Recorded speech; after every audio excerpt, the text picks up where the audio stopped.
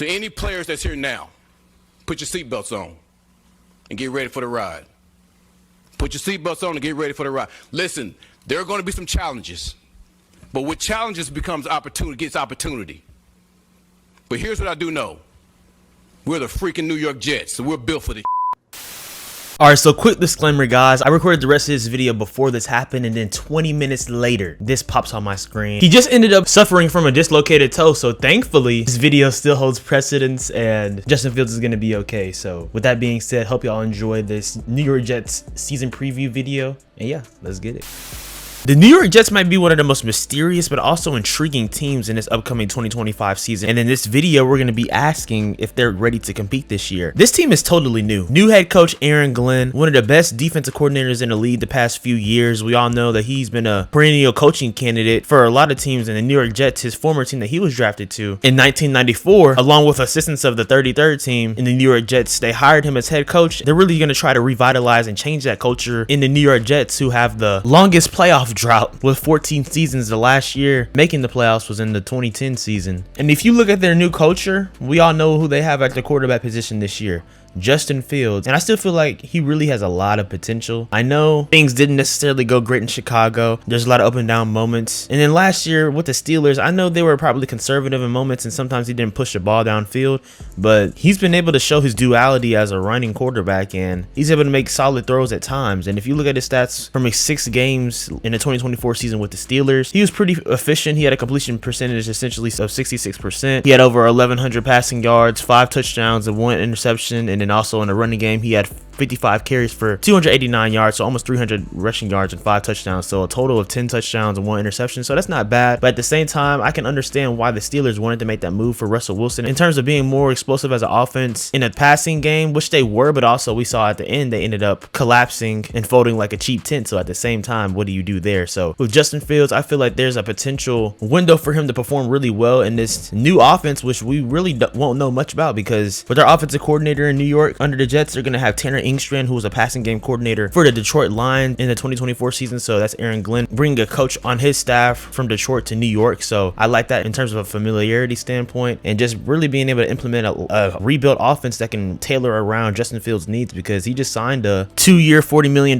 deal with him. So in terms of the window for Justin Fields as a quarterback, is going to be these next couple of years. If they're bad this upcoming season, then you can make the argument that they haven't a high enough pick. They could enter the draft sweepstakes next year and look for their future franchise quarterback. But if Justin Fields ends up performing well, this team could potentially be maybe not even a wild card team. Maybe they could be. I don't know. I'm not going to predictions now because I want to say that for later in the video. But they can certainly be improved from being a 5-12 team, which picked 7th in the draft this year. We'll circle back talking about their offense more because I still have a lot to say about it. But talking about their defense, I think that's going to be their huge strong suit in terms of determining how the trenches are played and from a physicality standpoint, because they have a lot of pieces on their defense. I haven't mentioned it yet, but they have Quinnen Williams, who in my opinion is one of the best defensive tackles in the game. Along with that, they have players like a Jermaine Johnson, who I like, Quincy Williams, Quinnen Williams' brother, obviously, who is solid at the linebacker position as well too. Sauce Gardner, who just signed a 4-year $120 million deal, who is also, I believe, a top 5 to 10 corner in the league as well. They also have Brandon Stevens, Will McDonald, Jermaine Davis, among other players that have to be mentioned. But I also love their draft pick, who they got in the 3rd round, Azariah Thomas, cornerback from Florida State, a really good player who in some aspects was looked at as a potential 2nd round pick, and they got him 73rd overall. So I think that's a steal. That just adds to that defensive back room with a potential future running mate with alongside of Sauce Gardner. He had 52 tackles last year at Florida State, along with an interception and nearly 2 TFLs. Of course, some stats with some players in college are more so of a sample size type of thing. It's like, for example, a Shamar Stewart, who only had 1.5 sacks at Texas A&M last year, for example, who's still unsigned. Bengals, what are you doing? But for Azariah Thomas, I think that he can be really beneficial and learn from Aaron Glenn, who has a philosophy of an aggressive attacking style of defense, and really they focus on pressuring the quarterback and forcing turnovers. But also, if you look at what Aaron Glenn had to deal with as a defensive coordinator last year, we all know that Aiden Hutchinson got hurt early in the season during that Cowboys game. But among other things, dude, dude, he had over 15 to 16 players that got injured at some point during the season with the Lions. And even withstanding all of that, the Lions ranked 7th in points allowed with only 342 points, and they also finished 5th in rushing yards allowed, 4th in rushing first downs, and they were 7th in total defense. So they were able to still bend but not break. But ultimately, when you're starting that many different defensive players throughout the season, rotating so many guys, adding people from practice squad, signing people, things of that nature. I think at one point the Lions had Jamal Adams on their roster. No disrespect to bro, but man. And he also just signed with the Raiders, so no disrespect. But you're signing that many type of rotational players, it's hard to really compete, especially in the postseason where you don't have a lot of only continuity, but just the pieces to really withstand and hold defenses. And maybe that played an aspect in terms of them losing to the Commanders because, like I said, they had a lot of injuries that they dealt with defensively. But for Aaron Glenn to still have those type of stats as a defensive coordinator with the Lions last year, and now he's the head coach. But also, I do love the defensive coordinator that he decided to hire, Steve Wilks. Now, after the 2023 season with the 49ers, Steve Wilks was the defensive coordinator. He ended up being let go, I guess, for differences that he had with Kyle Shanahan, or they just wanted to go in a different direction. I don't know the exact explanation from John Lynch and the 49ers franchise. But the 49ers defense under Steve Wilks, they were 8th in total defense and 3rd in scoring defense. They also were able to stop the run at a pretty good rate, ranking 3rd in rushing defense in the NFL. And they tied for 1st in takeaways in terms of an interception standpoint. But like I said, they ended up letting him go. But I believe that Aaron Glenn saw something in this, and I think that really these two defensive minds combining together now, as Aaron Glenn as the head coach and Steve Wilks as defensive coordinator, that only helped the defense continue to flourish even further with the New York Jets, because the Jets for years now,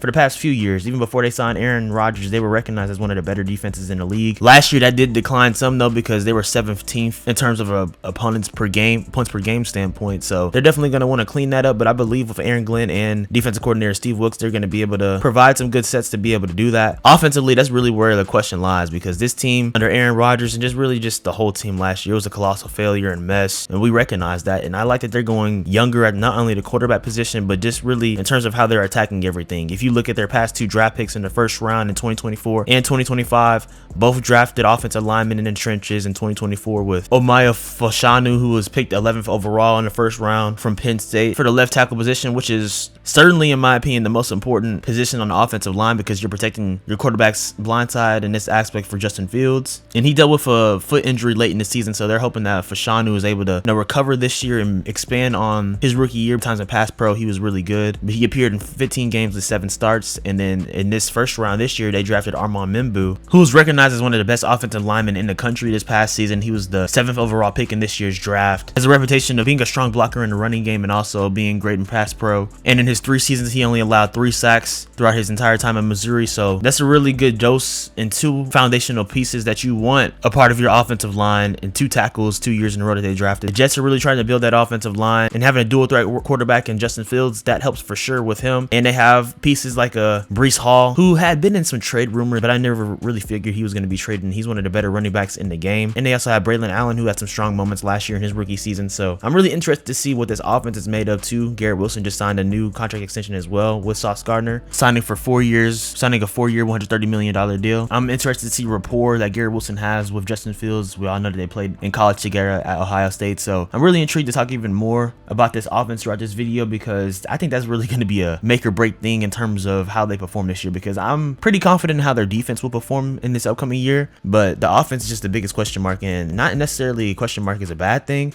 It's just that we don't know yet, because like I said, Tanner Inkstrand, he's going to be a first-time offensive coordinator. This is a totally new offense. We can't necessarily base stuff on how he was a passing game coordinator with the Lions, because ultimately he wasn't the OC, and it was a totally different type of offense because the quarterback position as well. I mean, Jared Goff and Justin Fields, 2 different type of quarterbacks. So that's one thing I'm really interested to talk about throughout this video. But with that being said though, guys, before we talk even more about the New York Jets and their season preview, make sure you hit the like button and subscribe and turn on post notifications. You know, we post about here videos about the NBA, NFL, Marvel, DC, pop culture, all things of that nature. Follow me on Instagram and Twitter at SwaggyRuss, and TikTok at SwaggyRuss02. Short reels, content, and all things of that nature. And with that being said, let's talk about if the New York Jets are ready to compete this season. So like I've talked about with every single NFL team I previewed so far throughout this series, I like to talk about their strengths of schedule. And for the New York Jets, they have the 7th easiest schedule in the league, so that's a solid thing for them. And they opened up with the first game of the season playing against the Pittsburgh Steelers, and their former quarterback Aaron Rodgers and Justin Fields playing against his former team with the Steelers, who essentially decided that he wasn't good enough to be their future long-term answer at quarterback. So that'll be an intriguing reunion game for both parties. I like to see how that game goes. Steelers obviously just signed TJ Watt to a new 3-year, $123 million extension. So he's going to be there in that pass rush for sure. So I'm intrigued by that game. All that to say, that's not going to be an easy one. But if we look more at their schedule, I want to see in the comments down below, let me know what y'all think their record is going to be, because after I read these games, I'm going to, make a little soft prediction on what I think it could be. But that being said,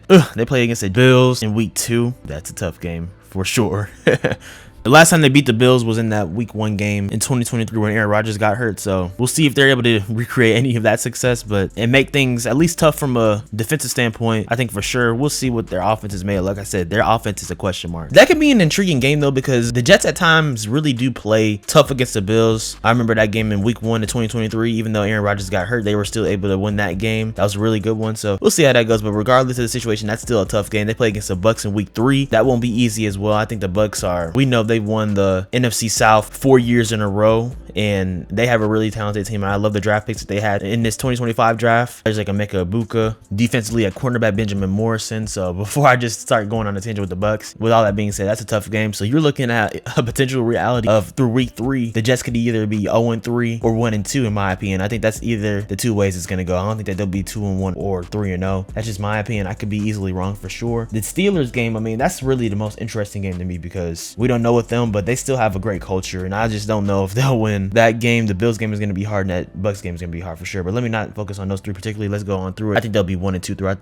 those games, but let's keep going. The Dolphins game, I think they're going to split with the Dolphins in the division. I'm not going to lie. I'm just still not the biggest believers in that franchise. Just made a season preview on them, so go check that out as well if you haven't already. But I'm just not the biggest believers in them, but I think that they'll split. So whether they win the first time against the Dolphins or the second time they play, I think they'll split that one. The Cowboys, I think the Cowboys are going to be a really good team this year. I think they're going to be 11-6 or 10-7 and make the playoffs this year. So I think that'll be a tough game regardless. I think the Jets play everyone tough. Don't get me wrong in that aspect. If you're looking at a lot of these contenders or teams that I feel like are going to be contenders and be improved from last season, it's just a pick 'em type of battle with me, because I'm still unsure what the Jets will totally be. So I think that might be a loss. That's a tough game. The Broncos is a tough game. Panthers, I feel like they should probably win that, but you just never know. Bengals, with the Bengals, it's tough. I mean, it'll be in October, so as we all know, the Bengals are 1-11 since 2019 under Zach Taylor, and they play bad earlier in the season, but that's weeks 1 and 2. At this point, it'll be week 8, so we'll see about that. And then week 9, they have a bye week. And let's go on to speed up this process, because I think I'm just getting too in-depth in every single game. They play the Browns after their bye week in week 10. They should win that in my opinion. They play against the Patriots. I can see them splitting the Patriots throughout the season series as well too, because I think the Patriots, they have the potential to be an 8-9 or 9-8 team. The Ravens, I think they'll get smoked, not gonna lie. The Falcons, that's a pick 'em game. Dolphins, like I said, they're gonna split one of the 2, I think. Jaguars, we'll see about how they perform offensively under Liam Cohen, because that's an intriguing thing to me. The Saints, that should be a win. Patriots, talked about that. Bills. So you look at all those games, there's a lot of pick 'em games, and like I said, there's some where I can see them getting blown out by, for example, the Ravens, but there's also a lot of games where I'm like, oh, they could maybe win this game. They can upset a team. So with that being said, I might see the Jets potentially being like an 8-9 team. I wouldn't be surprised by that at all. 8-9, 7-10. That's probably my barometer on them. I would probably say over under 7.5 wins. And if you look at their lines for Vegas, I'm not a better, but their win total is set at a 5.5 right now. I would put the over on that for sure. I just think they're going to be a better team than last year overall from many standpoints. And let's start with the offense even more, because with Garrett Wilson, I think that he's probably like one of the top 10 to 15 receivers in this league. And for this roster specifically, he is known as a wide receiver 1. Depending on the team, he could be a 2. For example, like if he would have been traded to the Cowboys instead of George Pickens, I think he would have been the number 2 or a situation like that. But on most teams, I feel like he would be number 1 receiver. And if you look at his foundation of work throughout his 3 seasons so far, it's a no-brainer to say that. Throughout his 3 seasons so far, he has recorded over 1,000 yards in every single season. He's had 14 touchdowns throughout his career and a total of 279 receptions. Last year specifically, he had a really good season and a career high in terms of a receiving yard standpoint, even though it's only 1 yard more than he had in his rookie year. But still, last year he had 101 receptions, 1,104 receiving yards, and instead of receiving touchdowns, we all know that one-handed catch that he had against the Texans, that was fire for sure. And he's going to want to continue to expand on that. And I mentioned a little bit earlier, or at least teased a little bit earlier, the rapport that he'll have with Justin Fields. College, and let's look at their college sets they had together. At Ohio State, Justin Fields and Garrett Wilson played together in the 2019 and 2020 seasons, so they played 2 years together. And in those seasons, they were able to connect for over 1,000 passing yards, 9 touchdowns with 66 receptions, and played a total of 22 games together in 2019 and 2020. So they their rapport is going to be even more utilized. I know that they've been training together throughout the offseason, just trying to continue to expand and build on that as they're now teammates again in the NFL. And I'm really going to be interested to see what type of sets they run in their offense this year. They're going to have multiple weapons at a receiving game. I haven't talked too much about their draft class outside of Azariah Thomas and Armand Membu, but I absolutely love their second round pick, Mason Taylor, tight end from LSU. Of course, his dad was Jason Taylor, Hall of Fame defensive end, but Mason Taylor, I think that he's going to be a really good security blanket type of tight end and receiving tight end for this offense, and that's going to be able to potentially help them run a lot of 12 personnel, which I think is perfect not only in the passing game but also from a running game perspective to utilize Justin Fields even more in an RPO type of situation. Now, his stats aren't going to blow you out the water in terms of what he did the past couple of years at LSU, but it's going to be perfect in doses for what the Jets need. And if you look at LSU the past couple of years, we know in 2023 they had Jaden Daniels, Brian Thomas Jr., Malik Neighbors, so they got a lot of the targets then. And then last year they had Kyron Lacy, God rest his soul. They had Garrett Nussmeier, but Mason Taylor, he was one of the key weapons in that offense last season. And in 2024, in his junior year, he had 546 receiving yards and 2 touchdowns, and he was really good as a blocker as well too. So I mentioned that he's really good as a receiving tight end, but blocking wise, and that's why I mentioned 12 personnel. And if y'all don't know what 12 personnel means, that's essentially having 2 tight ends on the field, and that helps a lot in the running game. So it's able to make a lot of different mismatches, you know, for versatility in the passing and running game. So that's all 12 personnel is, guys, if y'all don't know what that means, but y'all should, especially if y'all are watching this video. But anyways, I think that Mason will be really good for this offense, and that's gonna help unlock this offense even more. And I always like to mention these PFF rankings in terms of how they view their offensive lines going into the 2025 season, because I think it's very relevant. And the New York Jets, actually, based on PFF's offensive rankings, they have them ranked as a top 10 offensive line going into this upcoming season, ranked at number 9. And what they have written right here, they said the Jets have a chance to end up much higher on the list as the season goes if their young offensive tackle duo plays up to their potential. And that's what I kind of mentioned earlier with Fashanu and Armand Membu, because I think those are some really good draft picks. I mean, even though it was a different regime last year with different coaching staff, with Robert Saleh still there before he was fired early in the season, they showed that they want to continue to build the trenches to help protect the quarterback, and they expanded on that this year, drafting Armand Membu. So that's a good point there. They also have John Simpson and Elijah Vera Tucker, who were graded as the 12th highest PFF guards last season as well too. And they also have center Joe Tippmann. So they have a foundation for sure in terms of what a potential offensive line could be. It's really just about them not only staying healthy, but putting everything together and forming a great rapport and not having to move players around too much, because you want to have a lot of continuity, especially with the O-line, because you don't want to continue to just move guys around. It's a good type of thing to have for a versatility standpoint, but you want to have good chemistry so the offensive line can be aligned and just allow the offense to continue to elevate, because they're going to need that with a new system, with a new quarterback at the helm, with a new offensive coordinator as well. So I think that the offense, they have ways really good and be multiple, marrying the run and pass game with Breece Hall and Braylon Allen being your 2 backs, and Garrett Wilson, Mason Taylor. I think those 2 are going to be the biggest receiving weapons. They still have a player like Allen Lazard, who we know was very attached to Aaron Rodgers, but I believe Taylor and Garrett Wilson are going to be the biggest receiving threats for this offense. But only time will tell. But I think that they have a lot of ways to be successful. It's just really for them putting it all together. For me though, I really think that their defense is going to dictate a lot of how things go, and I think that's going to be a really good thing. I continue to repeat it. I think that regardless of the situation, if the offense implodes or if the offense is solid or even better or improved than last season, I think their defense is going to be fine regardless. Their offensive rankings last year, they had a lot to be desired, but also I think a lot of people do overrate the type of quote-unquote bad season that Aaron Rodgers had for this Jets offense. I mean, he came off an Achilles injuries and he still was able to throw almost 4,000 passing yards, solid thing. But like I said, totally different regime now. Aaron Rodgers is on the Steelers now, so you really can't totally compare it. That's why I'm not really bringing in their offensive stats too much, because I don't think it's really relevant, because it's a totally different regime. But there's a lot of pockets for this team to be successful and be beneficial from an offensive and defensive standpoint, to be in the mix in terms of in the hunt for potential dark horse playoff teams. But for me, I still think that they'll narrowly miss it, but that's improved. If you're 8-9 this year, which I think that they should be striving for, I mean, obviously every team should strive for a Super Bowl, but if you want to be realistic, this team, I think they're potentially 3 to 4 wins better, and that's improvement. You want to continue to get better, and I know maybe I have them missing the playoffs, and that'll extend their playoff drought to 15 seasons. But with that being said though, I mean, bro, they were 7-10 in 2023, 5-12 last year, and I know maybe 8-9 isn't pretty because they were just 7-10 in 2 years ago, and you're like, man, I want to be better than that. But you have to be realistic. The AFC is loaded, guys, and the Buffalo Bills, they have really owned this division for 5+ years now, and and I think they're gonna win it for a 6th year in a row now, and that's not a hot take at all. And you can make the argument that the Dolphins improved from last season as long as Tua Tagovailoa is healthy, but there's a lot of ifs with that one. But for me, they can be an 8-9 team potentially, but also you got to look at the Patriots, who I talked about as well. I think that they'll be improved too, because they've improved not only from a coaching standpoint, but they've added to their pieces defensively, and they've added some weapons for Drake May offensively with Travion Henderson, with Stephon Diggs, with Kyle Williams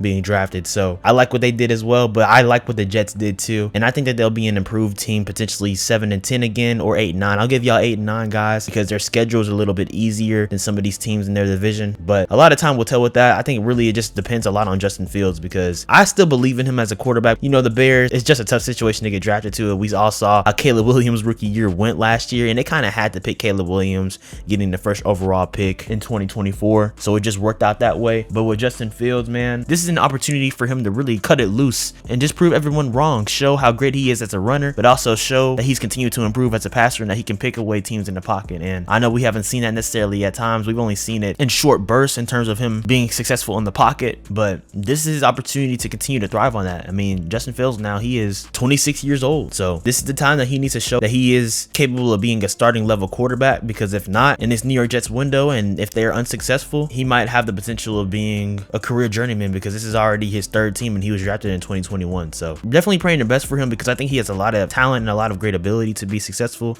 but like I said, their offense has to complement him well and really tailor itself around him so he can be able to utilize his weapons at a high level. But we'll see. But like I said, I think that they'll be 8-9. Y'all let me know what y'all think in the comments down below. I think the Jets, they're ready to be competitive for sure. I think that Aaron Glenn is going to demand excellence from this team, because you can just tell from his intensity, from his passion as a first-year head coach, that he's going to make his guys play tough football, and they may bend but not break. I just think that they're probably a year away from potentially ending that playoff drought streak, but you never know. I can be wrong. Things happen all the time in the NFL. There's always a surprise team. There's always a surprise scenario. So New York Jets fans, I think for sure y'all are ready to compete, but that competing in terms of a playoffs, that'll probably wait one more year, but only time will tell. But yeah, guys, that's what I have for this New York Jets season preview. Y'all let me know in the comments down below. How do y'all think that this team will perform in this 2025 NFL season? I'm really intrigued by this team. Like I said, they're one of the most mysterious teams this upcoming year so far, just in terms of what to expect. Y'all let me know what y'all think. Make sure y'all hit the like button and subscribe and turn on post notifications. Stay tuned for more content in this NFL season preview series, finishing off the AFC East lastly with the New England Patriots in a couple of days, so stay tuned for that. And then after finishing the AFC East division, we're going to move into the NFC West and talk about the Rams, the 49ers, the Cardinals, and the Seahawks. So y'all stay tuned for this whole series, because like I said, before September 4th, we'll have all 32 NFL teams done. This is the 7th team that we've talked about so far with the New York Jets. So stay tuned, because I'm loving this series, guys, and I'm loving continuing to do work in terms of research, in terms of gathering information, make sure I'm properly previewing every single team and their potential chances in this 2025 NFL season. So y'all stay tuned for every single team. If I haven't talked about your team yet, they will be discussed on this channel soon. I'm looking forward to it, guys, because we're so close to the NFL being back. Training camp is here. You're seeing a lot of your favorite teams, guys, in the practice gear. We'll have joint practices and stuff like that soon too. I'm just loving all this NFL content, guys, and this is going to be an amazing and beautiful season. So yeah, guys, y'all be blessed. Know that you are loved. Keep Jesus Christ at the center of your life always. Stay tuned for more content here, guys, just overall everywhere. Follow me on Instagram and Twitter at SwaggyRuss, TikTok at SwaggyRuss02. Subscribe. Y'all keep being blessed. Hope your summer is going well, and y'all have a good one. Love y'all.